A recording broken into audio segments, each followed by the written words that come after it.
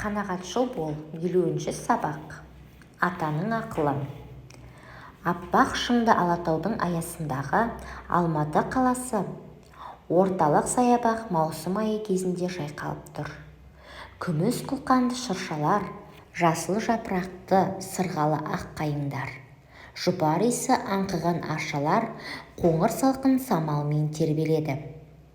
5 жасар Бекжан атасымен бірге саябақты аралады.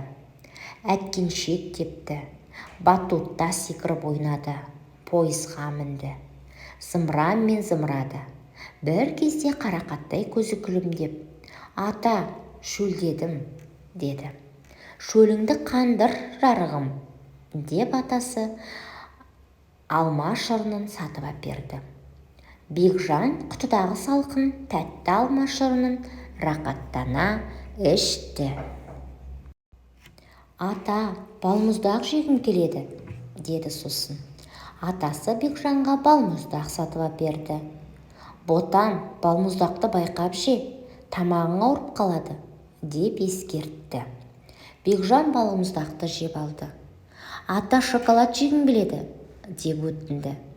«Жарығым, әр нәрсенің қалпы бар, қанағат керек». «Ата, қанағат деген не?»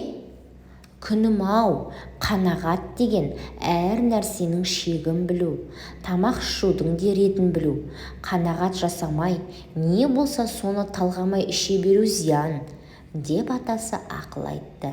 «Онда мақұл», деп Бекжан ойланып қалды. Бекжан атасының ақылын түсініп, айтқанын істеді. Саябақта жақсы демалды. Әдібай табылды деген жазушының мәтіні. Енді мәтін бойынша жұмыс жасаймыз. Мәтіннен жазушының саябақты қалай сипаттағанын тауып оқы.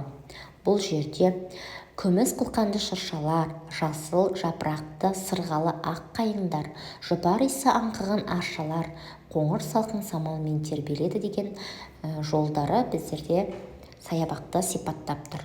Енді екінші сұрақ. Бекжанға атасы қандай ескерту айтты?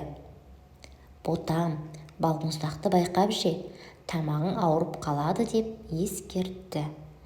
Келесі тапсырмада теңеу сөзі бар тіркестердің астын сыз дейді. Біздерге тіркестер беріп тұр. Тәтті шоколад, қарақат көзі, мұздай балмұздақ, жасыл шырша, әдемі саябақ. Бұл жерде қарақаттай көзі, сосын мұздай балмұздақ деген сөздер, бұл жерде теңеу сөздер. Келесі тапсырма. Қайсы сөйлем әңгімедегі негізгі ойды білдіреді? Тамақ ішудің ретін біл деген сөйлем негізгі ойды білдіреді. Біздер тамақты ретімен ішуіміз керек, және де берекетсіз барлық тамақты іше беруімізге болмайды.